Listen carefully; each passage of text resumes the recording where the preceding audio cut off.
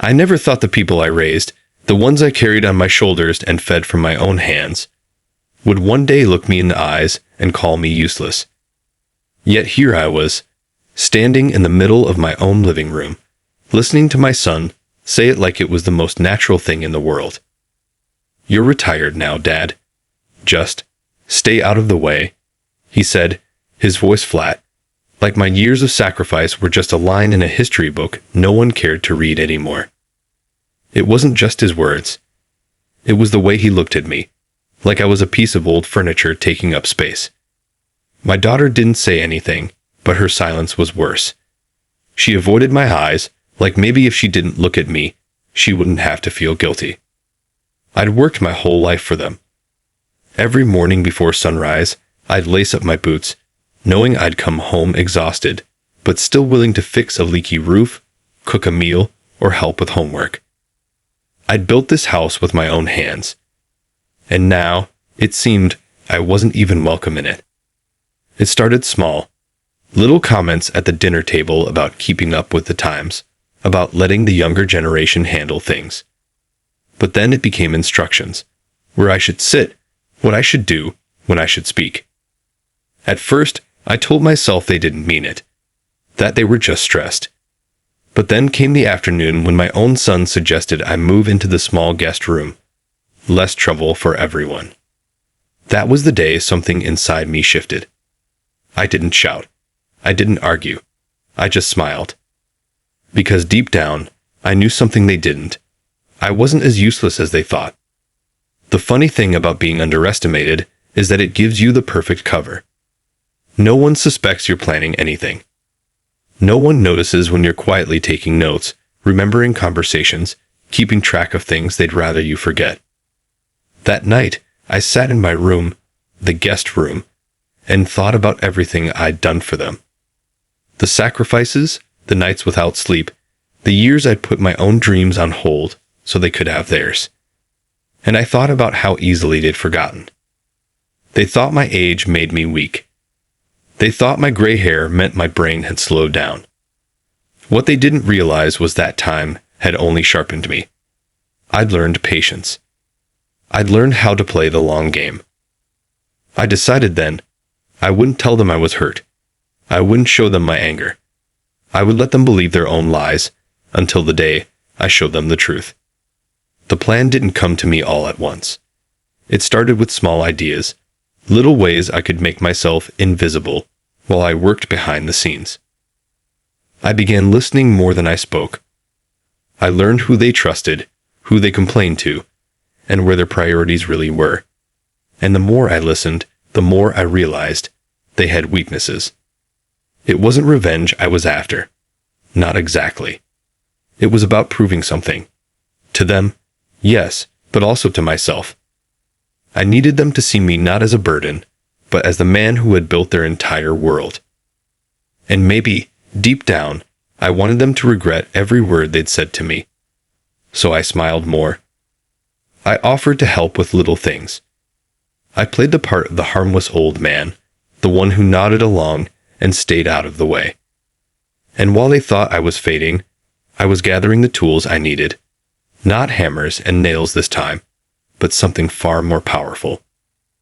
The truth is, they didn't just underestimate me. They forgot who I was. They forgot the man who never walked away from a challenge. They forgot that every brick in this house, every dollar in their pockets, had once passed through my hands. And soon, they were going to remember. The next morning, I made breakfast like I used to. Eggs, toast, and coffee for everyone. My son barely looked up from his phone when I set the plate in front of him. My daughter mumbled a thank you without making eye contact. That was fine. I wasn't doing it for gratitude. I was doing it to see how invisible they thought I'd become. I watched them as they ate, talking about their day like I wasn't even in the room. Work meetings, gym schedules, dinner plans, all without a single thought for the man who had once scheduled his entire life around theirs. When my son left for work, I noticed his briefcase on the table, the flap open just enough for me to see a folder marked private. I didn't touch it. Not yet. I just filed the information away in my mind. I'd learned long ago that timing was everything. Push too soon, and you'll tip your hand. Wait too long, and the moment passes. But strike when they least expect it, and the impact will be unforgettable. Over the next few days, I made myself small, not in spirit, but in presence. I walked slower, moved quieter, spoke less. I'd let them believe I was fading. The less they saw me as a threat, the more space I had to work. One afternoon, I overheard them in the kitchen. My son's voice was low but sharp. He just sits around all day. We have to think about what's next for him. My daughter replied, I know, but we can't keep carrying him like this. Carrying me? The words stung, but they also lit a fire inside me. Carrying me? I'd carried them their entire lives. I thought back to the years when they were small, when my back ached from lifting them, my hands raw from overtime shifts. There was no one to carry me then. I carried myself, and them, through every storm. That night, I took a walk around the neighborhood, letting the cool air clear my head. I needed to remember that this wasn't just about pride. This was about showing them that usefulness doesn't have an expiration date. The plan began to take shape. I would prove my worth in a way that left no room for doubt. Not by yelling, not by begging for respect, but by doing something so undeniable they would have no choice but to see me differently. I started by making calls, quiet ones, to people they didn't know I still kept in touch with. Old friends from work, neighbors who owed me favors, people who remembered the man I used to be. They answered my calls with warmth, with recognition, with respect. It reminded me that outside these walls, I wasn't useless. I was still a man who had solved problems, built things, and made things happen. The more I spoke to them, the more the old version of myself woke up. The one who didn't just wait for life to happen. He made life happen. Every night, I'd come home with a small smile, knowing I'd taken another step toward proving them wrong. They thought I was slipping into the background. They had no idea I was moving pieces into place like a chess game, only I knew we were playing. One evening, as my son sat watching TV, he glanced at me and said, "You know, Dad, maybe it's time to think about a retirement home. Somewhere you can be comfortable." I smiled. Not the kind of smile you give when you agree, but the kind you give when you know something they don't. "Maybe," I said, and went back to my room. Because the truth was, I wasn't going anywhere, except forward. The next week, I woke up earlier than usual. Not because I couldn't sleep, but because I had somewhere to be, somewhere they didn't know about. I slipped out of the house before sunrise, leaving the faint smell of coffee behind, so they'd think I was just in the kitchen. My feet carried me to the old community center, the one I used to help build 25 years ago. The place had changed. Fresh paint, new floors, but some things were the same. The receptionist's eyes lit up when she saw me. "Mr. Carter, we haven't seen you in years." We talked for a while, and I learned that the center had been struggling to keep some of its programs running. They needed someone to oversee a project. A big one. I didn't hesitate. "I'll do it," I said. It felt good, having a purpose again. And this wasn't just about me. This was about doing something visible, something my kids couldn't ignore.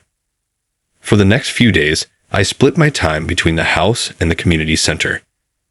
At home, I played the role they expected.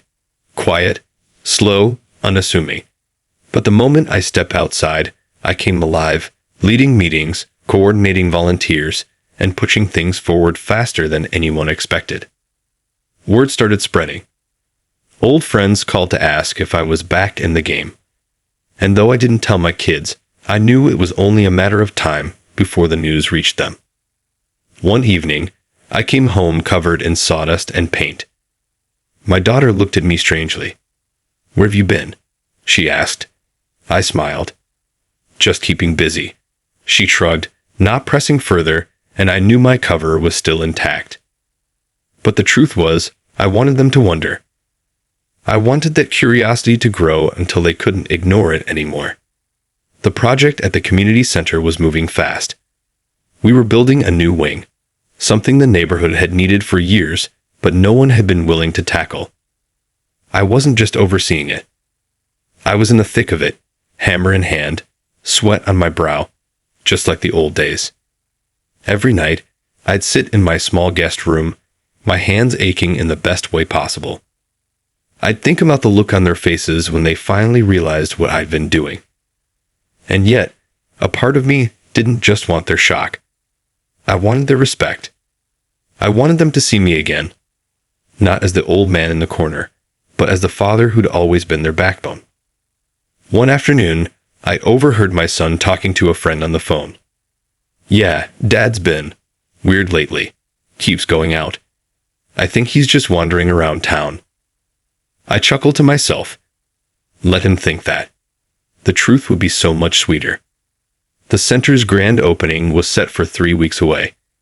Invitations were going out to the whole neighborhood, local officials, even the press. I made sure my kids were on a list, but their invitations didn't say who the project lead was. That night, as I lay in bed, I realized something. This wasn't just about proving them wrong.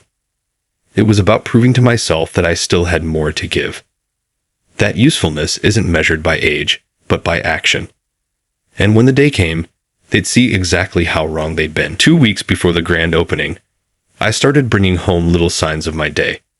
A clipboard left on the kitchen counter, a set of blueprints tucked under my arm, a name tag that read Project Manager. I didn't explain any of it. I just let them see. At first, they didn't say much. My daughter glanced at the blueprints and furrowed her brow, but stayed quiet. My son picked up the name tag one morning, turned it over, and set it back down without a word. But I could tell the questions were starting to grow. One evening, my daughter cornered me in the hallway. "Dad, are you working?" she asked, the word almost foreign in her mouth. I raised an eyebrow. "Something like that," I replied, and walked past her with a smile. I could feel the tension shifting. The same kids who thought I spent my days napping in a chair were now wondering what I was hiding. And I wasn't about to give them the answers just yet. At the community center, the project was in overdrive. Volunteers were pulling long hours, and I was right there with them, climbing ladders, measuring beams, and making calls to suppliers. The respect in their eyes reminded me of who I'd always been. One afternoon during a break, a young volunteer asked, "Mr. Carter, how do you keep up with all of this? You're everywhere at once." I laughed. "Experience," I said simply, and a stubborn refusal to slow down. That night, I came home with a streak of paint across my cheek and grease on my hands. My son stared at me like he didn't recognize me. "You look different," he said. I shrugged. "Maybe I am." The truth was, I felt different. I felt alive again. For months, maybe years, I'd been living small, shrinking myself to fit the box they'd put me in. But now, that box was gone, and I wasn't going back. A few days later, I overheard them talking in the living room. My daughter whispered, "Do you think he's seeing someone?" My son replied, "No, it's something else. I just don't know what." I nearly laughed out loud. Let them stew in their theories. The reveal would be worth every second of suspense. As the grand opening drew closer, the invitations went out. I handed theirs to them casually over breakfast. "There's an event next week. Might be worth checking out." They looked at the envelopes, puzzled, but didn't open them right away. That night, I imagined their faces when they finally walked through those doors and saw my name on the banner. Not just as a guest, not just as a helper, but as the man who made it all happen. It wouldn't just be a building. It would be proof. Solid, undeniable proof that I was far from useless. And I could hardly wait. 3 days before the event, the house felt charged with an unspoken tension. My kids were watching me closer now, like they were trying to solve a puzzle without all the pieces. Every time I slipped out early or came home late, their eyes followed me. I caught my son standing at the window one morning as I left. He tried to look casual, but I could see him noting the direction I walked. Let him follow me if he wanted. The center was locked up tight until the big day. At the community center, final touches were underway. Fresh flowers for the entryway, polished brass plaques, and the unveiling of a massive mural dedicated to the volunteers. My name sat right at the top of the list, bold and impossible to miss. That evening, I came home to find both of them sitting at the table with the unopened invitations in front of them. My daughter's eyes met mine. "So, you want us to come to this?" she asked, her tone careful. I poured myself a cup of coffee before answering. "Only if you want to see something worth remembering," I said, and walked away. They didn't respond, but the next morning, the envelopes were gone from the table. I knew then they'd be there. Curiosity was too powerful to resist. The day before the opening, I barely slept. My mind kept replaying all the moments that had led here. The dismissive comments, the cold shoulders, the way they'd looked right through me like I was fading into the wallpaper. Tomorrow, that would end. The morning of the event, I dressed in my best suit. Not flashy, just the kind of suit a man wears when he's ready to be seen again. As I adjusted my tie in the mirror, I caught my own reflection smiling back at me. When I arrived early at the center, the place was already buzzing. Photographers setting up, volunteers greeting guests, the smell of fresh coffee and pastries filling the air. It felt like the heartbeat of the community was in this building. From the corner of my eye, I saw them, my son and daughter, walking in. They looked around, clearly expecting me to be mingling in the crowd. I stayed hidden for a moment longer, letting them take it all in. They wandered toward the main hall, where the banner hung high, grand opening. New community wing, project lead, James Carter. I saw the moment their eyes landed on my name. My daughter stopped mid-step, her mouth parting slightly. My son blinked, reading it twice like he couldn't believe it. I walked up behind them, my voice calm but steady. "Welcome," I said. "Glad you could make it." They turned to me, and for the first time in years, I saw something in their eyes that had been missing. Respect. Maybe even pride. But I wasn't finished yet. The speeches began, and the mayor himself stepped up to the podium. He thanked the community, the volunteers, and finally paused, scanning the crowd. But above all, he said, this wouldn't have been possible without the relentless vision, hard work, and leadership of James Carter. The applause erupted. I stood there, not basking in it, but letting it wash over me like a quiet vindication. Out of the corner of my eye, I saw my kids clap too, though their faces were still trying to catch up with what they were feeling.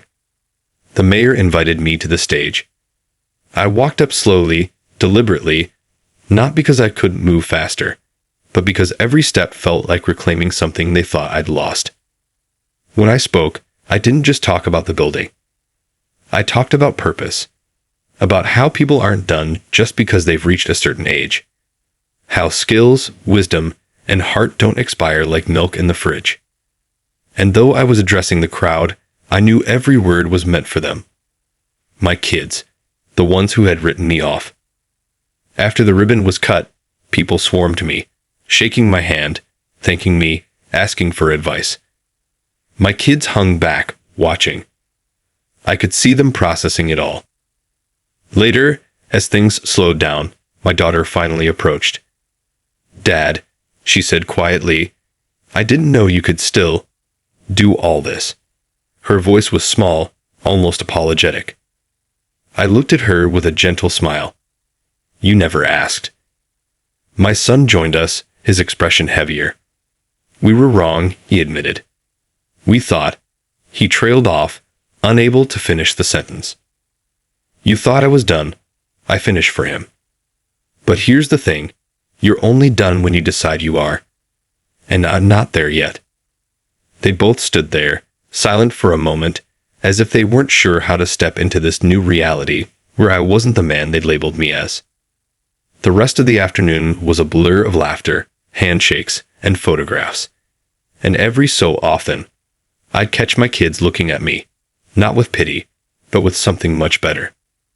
That evening, as we left the center, my daughter slipped her arm through mine. "You know," she said softly, "you're kind of amazing." I chuckled. "Kind of." She laughed, and for the first time in a long time, it felt like we were walking side by side as equals, not as someone needing help and someone giving it, but as two people who understood each other again. And maybe, just maybe, that was the real victory. That night, back at home, the silence in the house wasn't the same heavy, judgmental silence I'd grown used to. It was softer, warmer, like the air itself had shifted. My son lingered in the kitchen while I made tea, not glued to his phone for once. He leaned against the counter. "Dad, how long were you working on that project?" His voice carried a mix of curiosity and something I hadn't heard in a while, admiration. "Almost a year," I replied, stirring my cup. "Started small, just an idea. Then it grew." I took a sip before adding, "Kind of like me." He smiled faintly at that, though he tried to hide it. "Why didn't you tell us?" I set my cup down and met his eyes. Because sometimes people have to see the results before they'll believe you're capable. I let the words hang there, and I could tell they landed. Later, my daughter joined me in the living room. She sat on the couch, knees tucked up like she used to when she was little. "I feel bad," she admitted. We treated you like you were in the way." I sat beside her, not to scold, but to bridge the gap. "You only saw what you wanted to see," I said gently. It's easy to assume someone's finished when they slow down. But slowing down isn't the same as stopping. She nodded slowly, and I could see the guilt in her face. But there was something else too. Respect, and maybe even pride. Over the next week, things shifted in small ways. My kids started asking about my day. They wanted to hear stories from the project, the people I worked with, the challenges we overcame. It felt strange at first, but good. One afternoon, my son asked if he could come with me to the center. "I just want to see what it's like when it's normal," he said. I agreed, and he spent the whole day shadowing me, shaking hands with volunteers, asking questions. By the end of the day, he looked exhausted. "You do this every day?" he asked, incredulous. I grinned. "Not bad for an old man. Huh." He laughed, but it wasn't mocking. It was genuine. That night, as I lay in bed, I thought about how close I'd come to accepting their version of me. If I hadn't pushed back, if I'd just let their words define me, I'd still be sitting quietly in a corner, invisible in my own home. Instead, I had my dignity back, my sense of purpose, and maybe, just maybe, a stronger bond with my kids than before. Because sometimes proving people wrong isn't about shouting or fighting. Sometimes it's about quietly building something they can't ignore. And when they finally see it, they see you. The following weekend, my daughter called me into the dining room.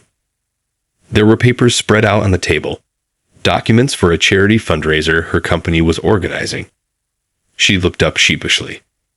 I was wondering if you could take a look. You've done this kind of thing before, right?" I smiled, pulling up a chair. More times than I can count. We went over the plans together, and within minutes I was making suggestions, pointing out potential pitfalls, and offering ideas she hadn't considered. She scribbled notes furiously, her expression lighting up.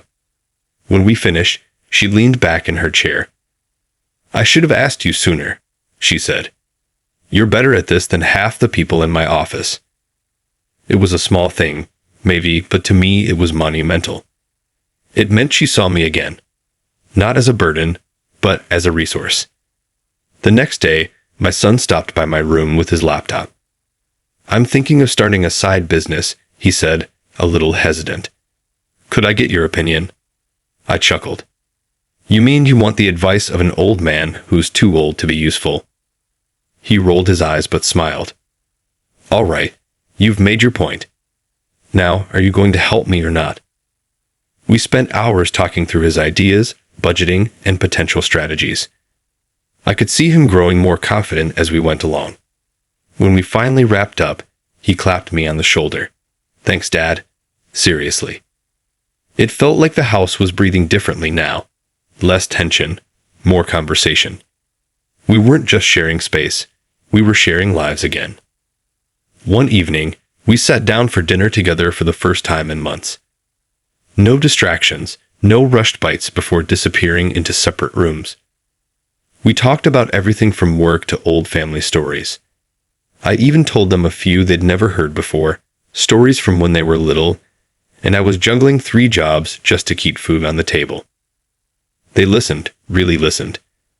And I could see the weight of those memories settling into their minds, changing the way they saw me. Afterward, my daughter stayed behind while I cleared the dishes. Dad, we were awful to you, she said softly. I don't know how you kept giving when we kept taking. I placed a hand on her shoulder. Because you're my kids, and love, real love, isn't about keeping score. Her eyes shimmered, but she smiled. Still, I want to do better. And maybe that was all I ever wanted. Not perfection, not repayment, just recognition that I still mattered. That night, I sat in my chair, sipping tea, feeling a quiet kind of victory. Not the loud, triumphant kind. The kind that settles into your bones and stays there, warm and steady. A few days later, I received a phone call from the community center. They were short on volunteers for a last-minute event and asked if I could help coordinate. I agreed, of course, but this time I did something different. I invited my kids to come along. They hesitated at first. We wouldn't know what to do, my son said. I just smiled. Then you'll learn. When Saturday arrived, I watched them step into my world. They carried tables, set up chairs, organized supplies. At first, they moved cautiously, unsure of themselves, but soon they found a rhythm. My daughter was laughing with volunteers. My son was directing traffic in the parking lot. And then I saw it, that spark of pride in their eyes when someone thanked them for their work. It was the same spark I'd felt for years in this community. During a break, my daughter sat beside me on the steps outside. Dad, this is actually amazing, she said, wiping sweat from her forehead. I get why you love it here. I nodded. It's about more than just the work. It's about being part of something that matters. My son joined us, handing me a bottle of water. I didn't realize you were such a big deal around here, he joked. But his smile told me he meant it. By the end of the day, they were exhausted but happy. On the ride home, the car was filled with chatter about the people they'd met, the stories they'd heard. For once, I didn't have to fill the silence.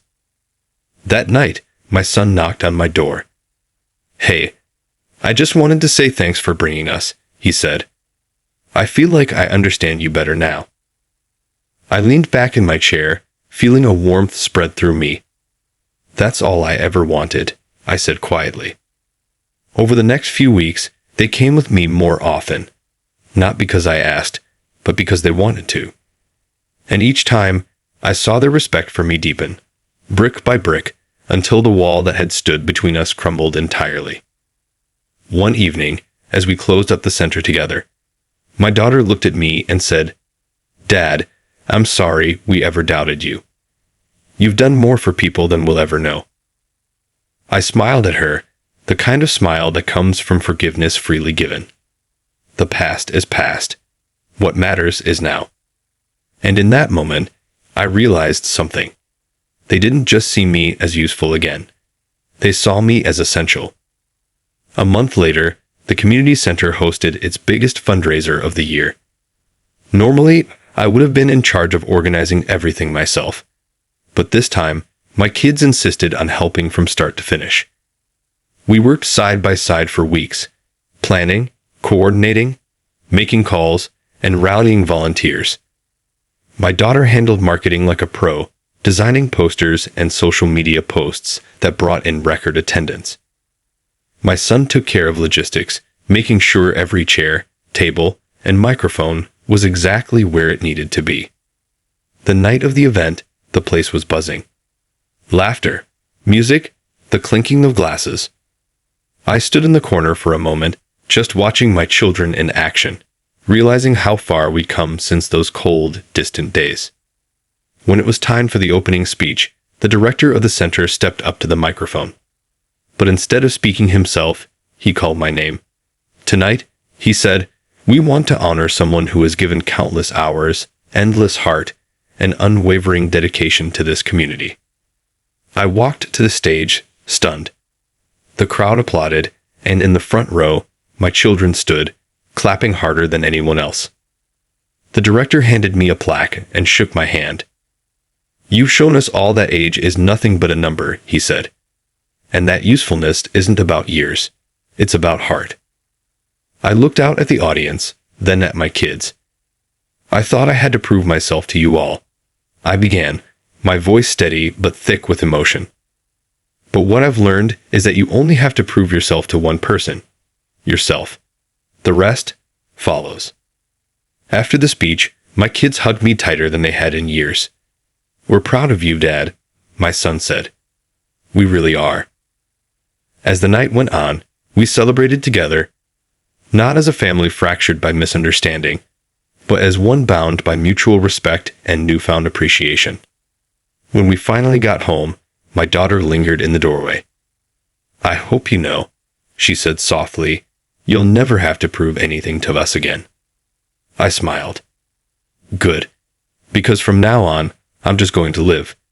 And if that inspires you, well, that's just a bonus. And for the first time in a long time, I went to bed with the quiet certainty that I was exactly where I was meant to be. Because sometimes, the sweetest victory isn't proving people wrong. It's watching them see you for who you've been all along. In the quiet days after the fundraiser, life settled into a new rhythm. The tension that once lingered in the house was gone, replaced by laughter in the kitchen, unplanned conversations in the hallway, and the occasional clatter of my son raiding the fridge late at night. One evening, I found myself sitting on the porch, watching the sunset bleed into the horizon. My daughter joined me with 2 cups of tea, handing one to me without a word. We sat in silence for a while, the air thick with a kind of peace that doesn't need filling. You know, she said finally, I think we had to lose sight of you to realize how much you matter. I took a slow sip, letting her words settle. Sometimes, I said, people need to look at you from a distance to see the whole picture. She smiled faintly. Well, I'm glad I can see it now. A few days later, my son approached me with a strange look on his face. Dad, I want you to come to my office next week. We're having this leadership workshop, and I think you'd be perfect as a guest speaker. I laughed. Me? In front of all those young professionals? Exactly, he said. They need to hear from someone who's actually lived through challenges, not just read about them in a book. The following week, I stood in a sleek, glass-walled conference room, telling my story to a group of sharp-eyed 20-somethings. I spoke about resilience, about finding purpose beyond titles, and about how usefulness isn't something that expires with age. When I finished, they applauded, genuinely. And in the back of the room, my son stood there, smiling like a man who had just discovered something priceless. On the drive home, he said, they were really impressed.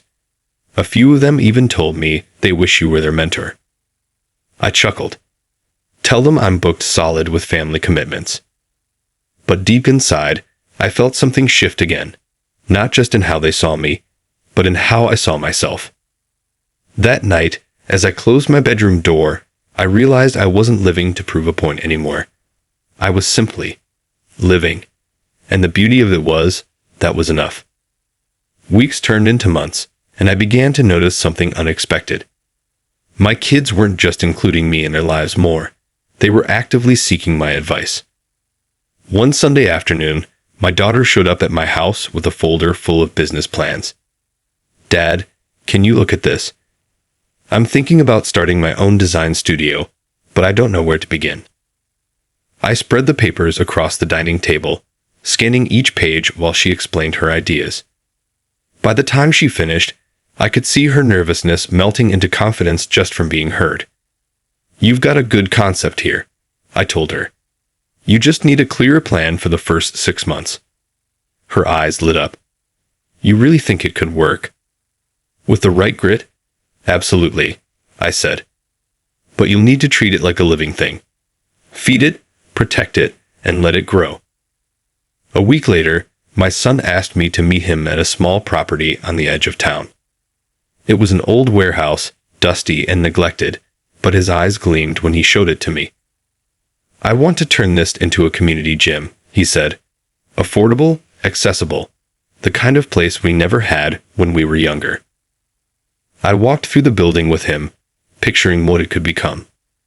"It's going to take a lot of work," I said. He grinned. "Good thing I've got you, huh?" In those moments, I realized they no longer saw me as a relic from another era. They saw me as a partner, someone who could still build, still create, still matter. One evening, the three of us sat in my living room, talking about the future. My daughter's design studio, my son's gym, the next phase for the community center.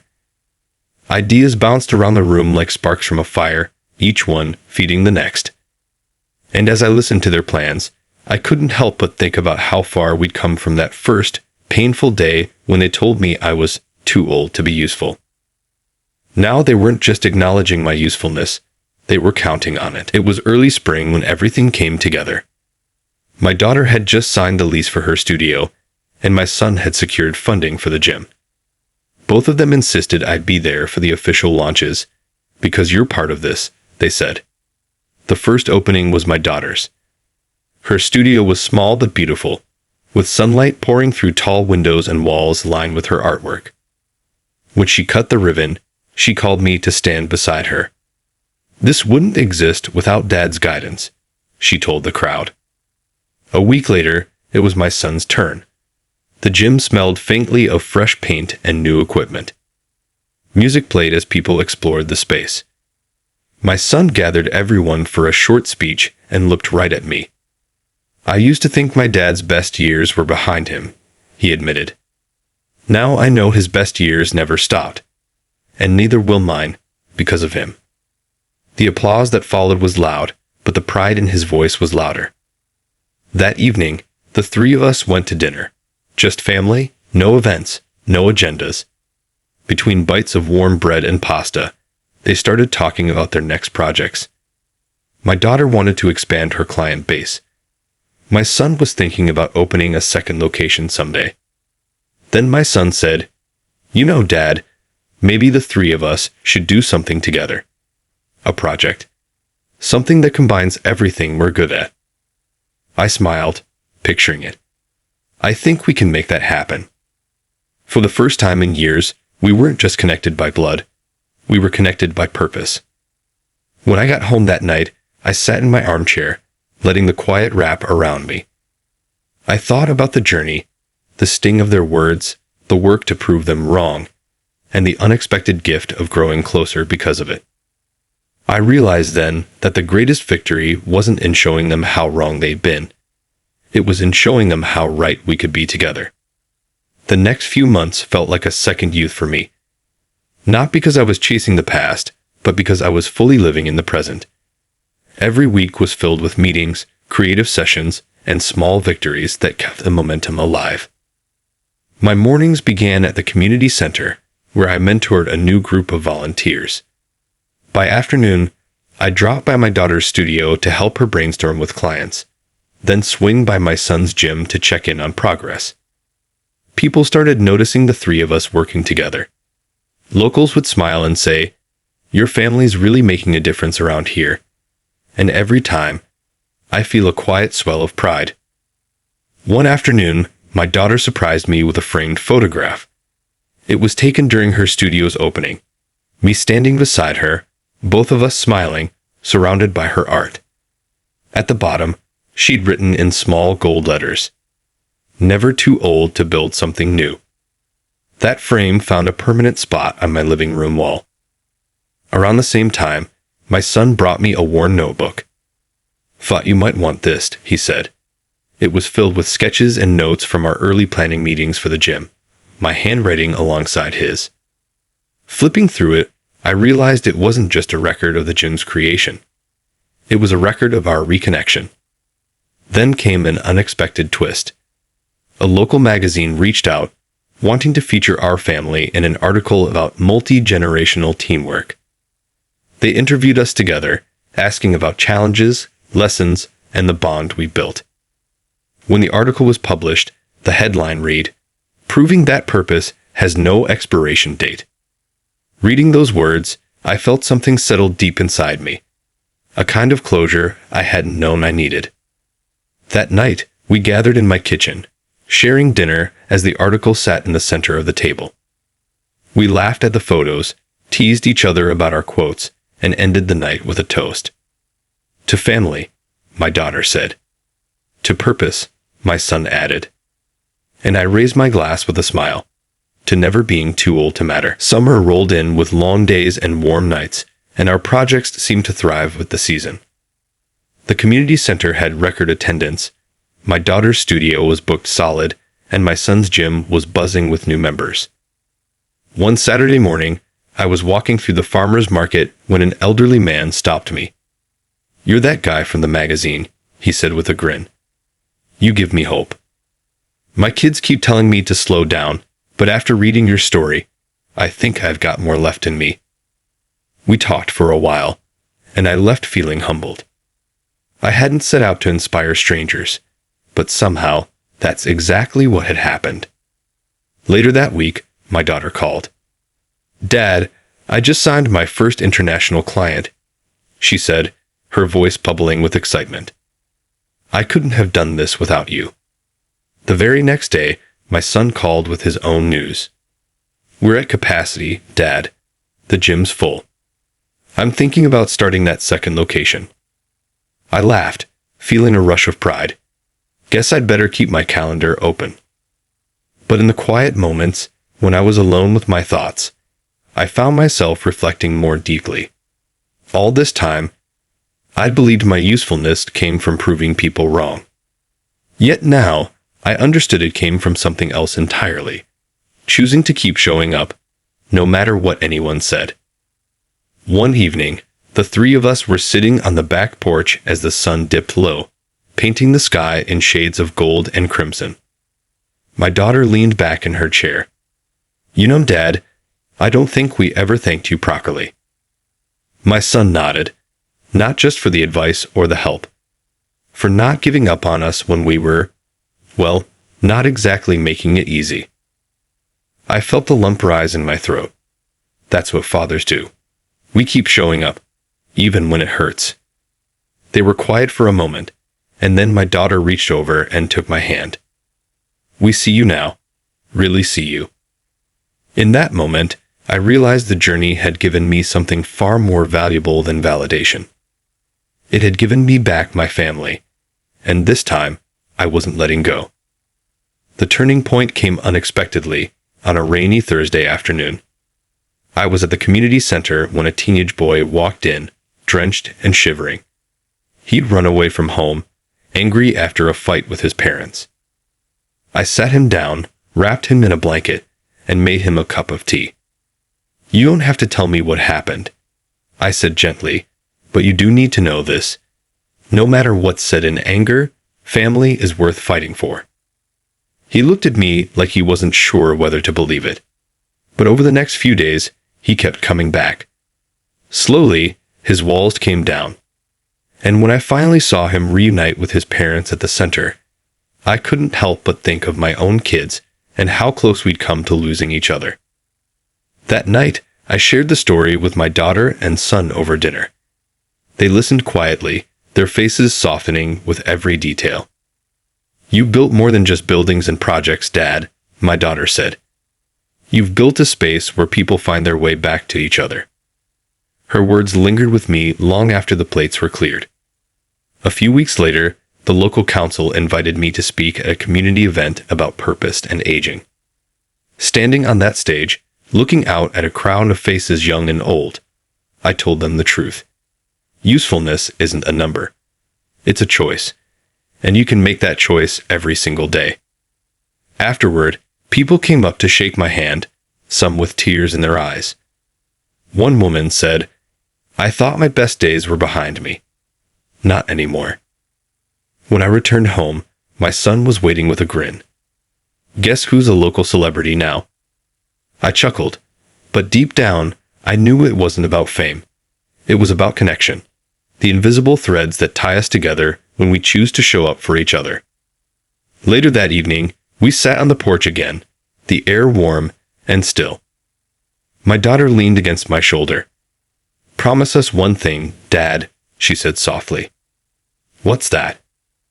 "Never stop reminding us that we're capable of more than we think." I smiled, feeling the weight of her words. "Only if you promise me the same." By early autumn, the leaves had begun to turn, painting the town in warm shades of amber and gold. Change was in the air, not just in the seasons, but in the way my life felt. Steady, purposeful, and rich with meaning. One morning, my daughter asked if I could help her prepare for a big art exhibition in the city. "It's the most important show I've ever done, Dad." "I want you there from start to finish," she said. We spent days packing canvases, touching up frames, and carefully loading everything into the van. At the gallery, she worked with a quiet focus while I hung each piece exactly where she wanted. Watching her step back to admire the walls felt like watching her grow up all over again. Only this time, she wasn't a child showing me a crayon drawing. She was a woman standing in her own light. A week later, my son called me to the gym for something urgent. When I arrived, I found him in the back office, holding up the deed to his second location. "Signed, sealed, and soon to be open," he said with a proud grin. I pulled him into a hug. "You've built something lasting, son." "No," he said, shaking his head. "We've built it. I wouldn't be here without you." Hearing that stirred something deep in me. For so long, I'd been chasing the need to prove my worth. Now I realized my worth had never been in question. At least, not to the people who truly mattered. Later that month, we decided to take a short family trip to the coast. The salty air, the sound of the waves, and the long walks along the shore became moments I knew I'd hold onto forever. One evening, as we watched the sun sink into the horizon, my daughter said, "Remember when we thought you were slowing down? Now I can't even keep up with you." I laughed, the sound mingling with the crash of the surf. That's the trick. Never stop moving forward, even if you have to go at your own pace. We sat there until the stars began to appear, the kind of night where silence said more than words ever could. And in that quiet, I felt something I hadn't in a long time: absolute peace. Winter crept in slowly, coating the mornings with frost and making every breath visible in the cold air. But inside, life felt warmer than it had in years. The community center hosted its annual winter fundraiser, and for the first time, my daughter and son volunteered to lead it alongside me. She designed the event posters, he organized the sports challenges, and I handled the guest list. The turnout was incredible. Families, friends, and even some strangers who had read our magazine story months ago.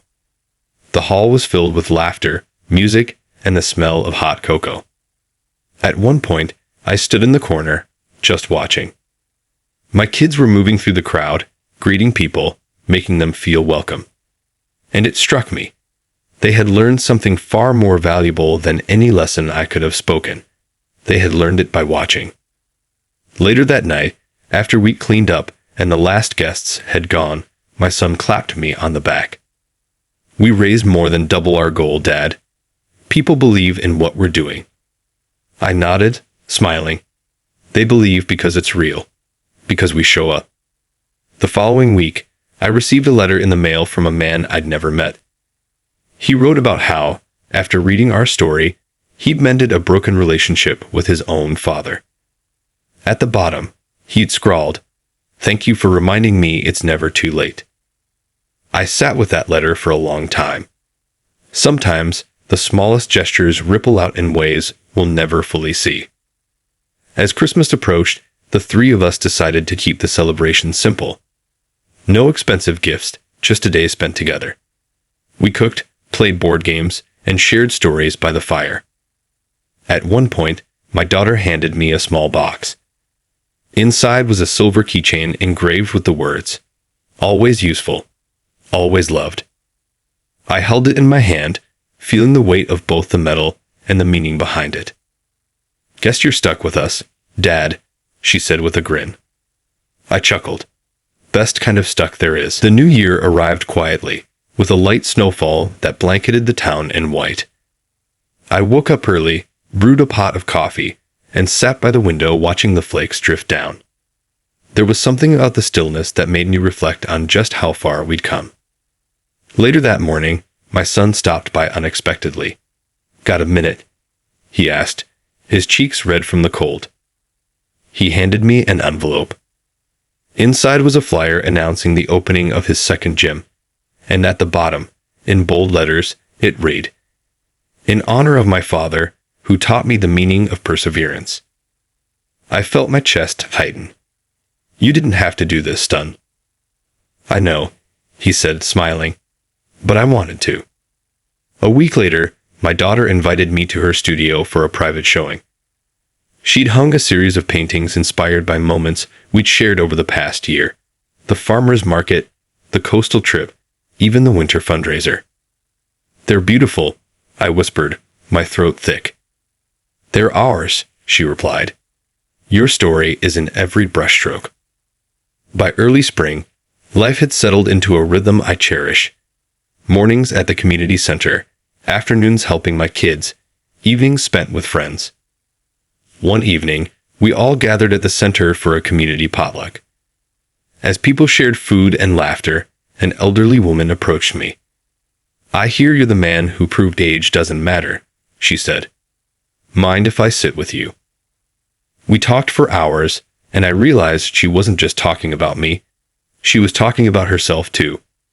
She left that night with a promise to start the sewing club she'd been putting off for years. Driving home, I thought about how this journey had started with hurt and doubt, and how it had transformed into something far greater. A ripple of belief that had touched far more lives than I could have imagined. When I got home, my kids were waiting with a surprise. A framed photograph of the three of us standing outside the community center, all smiling. Across the bottom, they'd written, "The team that never quits." I hung it in my living room, right where I'd see it every morning. And every time I looked at it, I was reminded, they had once thought I was too old to be useful. Now they knew better. Spring deepened, and with it came an energy that seemed to hum through every part of my life. The community garden behind the center was in full bloom, thanks to volunteers of all ages who had decided to make it their own project. I'd stop by in the mornings just to smell the fresh soil and hear the laughter of people planting side by side.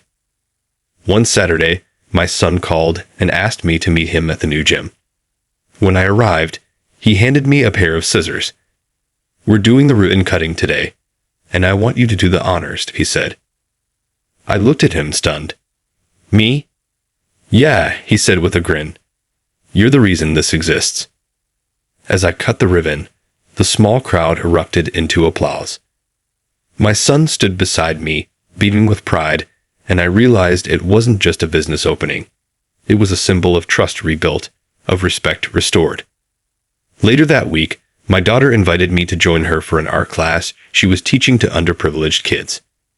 I watched as she guided their tiny hands, her voice full of patience and encouragement. When one little boy handed her a messy, colorful painting, she smiled and told him it was a masterpiece in the making. She caught me watching and mouthed, "Just like you taught me."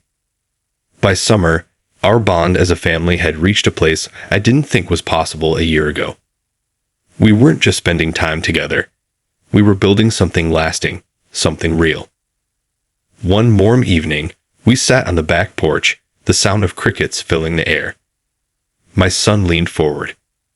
"Dad, do you ever regret how things happened between us?" I thought for a moment. "I regret the hurt," I said honestly. "But I don't regret the journey. Sometimes you have to break apart to understand how much you need each other." My daughter nodded, her eyes glistening. "We didn't just find our way back to you. You found your way back to us." That night, I went to bed feeling a quiet kind of happiness, the kind that doesn't shout, but settles deep in your bones. The next morning, I opened the community center early and stood alone in the empty hall. Sunlight poured through the windows, illuminating the rows of chairs, the tables stacked with supplies, the bulletin board covered with photos and flyers. This place had become more than a building. It was living proof that usefulness doesn't fade with age. It evolves, if you let it. And as I turned on the lights, I knew one thing for certain. My story wasn't over. Not even close. Summer rolled on, and the days seemed to stretch lazily beneath the long, golden light. But my calendar was anything but slow. Between the community center, my son's gym events, and my daughter's art shows, there was always something pulling me forward. One afternoon, a young man came into the center looking nervous. "Are you the one who runs this place?" he asked. "Something like that," I said with a smile. He told me he'd just lost his job and wasn't sure what to do next. I listened, then connected him with one of our workshop leaders who taught basic trades. 2 weeks later, he was back, this time with a job offer in his hand and gratitude in his eyes. Moments like that reminded me why I kept showing up. That same week, my son invited me to a local sports tournament he was sponsoring. Between matches, he introduced me to his business partners. "This is my dad," he told them proudly. "The hardest worker I've ever met." It was a far cry from the man they once saw as too old to be useful. Meanwhile, my daughter's art had begun gaining attention outside our small town. She received an invitation to showcase her work in a gallery 2 states away. "I wouldn't have the courage to say yes without you," she admitted. I promised I'd be there on opening night. On the drive back from one of her shows, we stopped at a quiet roadside diner. Over coffee, she leaned in and said, "You know, I used to think growing older meant fading away. But you've shown me it's the opposite. It means having more to give." Her words stayed with me. By late August, the community center organized its largest fundraiser yet, and for the first time, we invited everyone who had ever been part of its journey. Seeing that room filled with people whose lives had intersected with mine, even in the smallest ways, was overwhelming. When I stood to give my short speech, I didn't talk about age or even usefulness. I talked about showing up, about doing the next right thing, even when no one's watching. And as I stepped off the stage, my kids were waiting with open arms. It wasn't just applause I heard that night. It was the sound of a life well lived. September arrived with crisp mornings and the smell of wood smoke in the air. The seasons were changing again, and I could feel the shift not just in the weather, but in our lives. One Saturday, I found myself alone at the community center early in the morning. I walked past the bulletin board, covered with photos from events over the past year, faces of people smiling, laughing, rebuilding their own stories.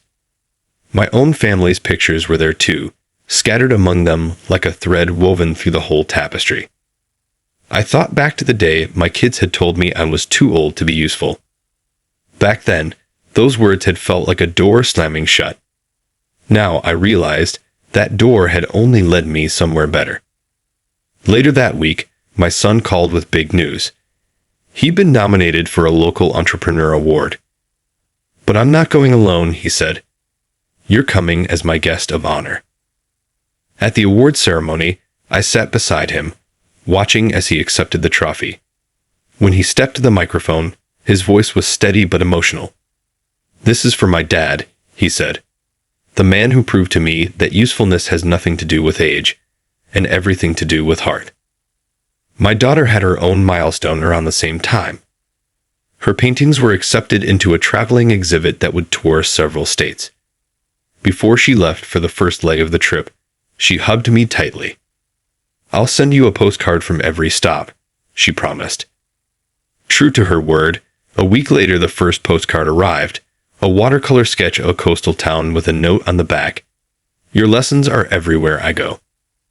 By mid-October, the community center planned its fall harvest festival. The smell of apple cider and cinnamon filled the hall as children darted between tables stacked with baked goods and handcrafts. As the sun set, I stood outside under strings of glowing lights, listening to the hum of conversation, the distant music, the warmth of community wrapping around me. My son appeared at my side, handing me a cup of cider. "You built this, Dad. Not just the building, all of it. The people, the connections, the reason folks keep coming back." I took a slow sip, feeling the truth of his words. That night, when I locked the center's doors and stepped into the cool autumn air, I knew I wasn't just ending a day. I was closing one chapter, ready for whatever the next one would bring. November brought with it the first dusting of snow, thin and delicate on the rooftops, as if winter were testing its brushstrokes before the real painting began. Life had settled into a rhythm I had once thought impossible after the hurtful words of my children. One quiet afternoon, while tidying the storage room at the community center, I found an old box filled with my own tools from decades ago. Hammers, screwdrivers, a worn tape measure. My name was still scratched into the metal of some of them. I realized I'd used these same tools to build my first home, to fix my kids' bikes, to patch the roof when storms rolled in. I decided to clean them up and hang them on the workshop wall. They weren't just tools anymore. They were artifacts of a life spent building, repairing, and giving. Visitors stopped to admire them, and soon, younger volunteers began asking me to teach them the skills those tools represented. Meanwhile, my son's gym was thriving. He called one evening, excitement in his voice, to tell me he'd expanded to a second location. "Couldn't have done it without what you taught me," he said. And I could hear, clear as day, the respect that once felt impossible. My daughter's art tour brought her home for Thanksgiving. She walked through the door carrying a large framed canvas. When I peeled away the wrapping paper, I saw it was a painting of my hands. Rough, lined, strong, holding a tiny seedling. "It's called the start of everything," she said softly, "because that's what you've always been for us." Thanksgiving dinner that year was unlike any we'd had before. Not because of the food, but because of the air between us. It wasn't thick with unspoken words anymore. It was light, easy, honest. A few days later, as snow began to fall in earnest, the community center hosted a winter coat drive. People from all over town poured in with donations, and I couldn't help but marvel at how much warmth a single building could hold, both in fabric and in spirit. That night, my son and daughter stayed late to help sort the coats. As we worked, I realized something. They weren't just helping me anymore. They were part of this mission, this life, in their own right. And for the first time in a long while, I felt the deep satisfaction of knowing that when I could no longer carry this work forward, they would.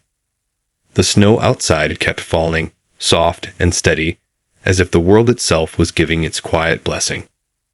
December arrived with its sharp winds and long nights, but inside the community center, light and laughter spilled out into the cold. We had decorated early that year. Strings of gold and silver tinsel looped across the ceiling, a towering tree in the corner covered in ornaments donated by locals. The annual holiday dinner was my favorite event, not because of the food, but because it was the one night when no one had to pretend. People who had struggled, who had rebuilt, who had helped and been helped, they all sat together as equals at long wooden tables. Halfway through the evening, my daughter stood to make a toast. "A year ago, I would never have believed we'd be here like this," she began. "But Dad, you taught me that sometimes, when you think someone's at the end of their story, they're just starting a new chapter." The room erupted in applause, and I felt my throat tighten. Later, my son approached me quietly. "You know," he said, "I used to think strength was about lifting the heaviest weight. but it's about holding people up when they can't stand. You've been doing that for us all along." I didn't reply right away. Some moments are better honored with silence. After the dinner, as the hall emptied and the night settled in, I stood by the tree, watching the lights twinkle. A little boy from the neighborhood ran up to me and pressed something into my hand, a crudely wrapped gift. "It's for you," he said shyly before darting off. I opened it to find a hand-carved wooden figure. It was me, or at least my likeness, standing with open arms. I laughed, but my eyes burned. That simple gift reminded me that usefulness isn't measured by grandeur or titles. It's measured by the quiet ways we leave pieces of ourselves in the lives of others. Christmas morning was quiet. My kids came over with breakfast, and we sat around the fire, talking about the year ahead. There was no rush, no tension, just the comfort of knowing we were in this together now. Before they left, my daughter said, "Dad, next year, let's dream even bigger." And I knew she didn't mean just for herself. She meant for all of us. January came in with its usual quiet, the kind that makes you hear the creak of the floorboards and the hum of the heater. The holiday decorations were packed away, but the warmth they had brought lingered in the walls. At the community center, we began planning for the new year. My son suggested starting a mentorship program, pairing experienced tradespeople with young apprentices. My daughter volunteered to create a gallery space in the center for local artists. As we brainstormed together, I realized they weren't just helping me anymore, they were leading. They were building something bigger than I ever could have imagined. One afternoon, a man I barely recognized walked in. He'd have been at one of our earliest events, sitting in the back with his arms crossed, skeptical. Now, he approached me with a smile and handed me an envelope. Inside was a check, larger than any single donation we'd ever received. "You showed me what community really means," he said simply. "Now I want to help you keep it alive." I shook his hand, humbled. Weeks passed, and winter began to soften. Snow melted into streams, the air grew lighter, and the sound of birds returned. With each change of season, the center grew busier, fuller, more alive. On an early spring morning, I arrived to find my kids already there, laughing as they organized boxes of donated books. For a moment, I stood in the doorway, just watching. This, their joy, their unity, was worth every hard lesson we'd faced. That evening, we held a small gathering to celebrate the anniversary of reopening the center. People brought food, music played, and stories flowed as easily as the coffee. At one point, someone asked me to say a few words. I looked out at the faces, my children, our friends, neighbors, even strangers who had become family. And I said, "A year ago, I was told I was too old to be useful. But today, I know that usefulness isn't something you age out of. It's something you choose every single day." The room fell silent for a heartbeat, then filled with applause that seemed to go on forever. After the party, my son and daughter walked me home. The night was cool, the stars clear above us. "You know, Dad," my son said, "we never actually said the words." I glanced at him. "What words?"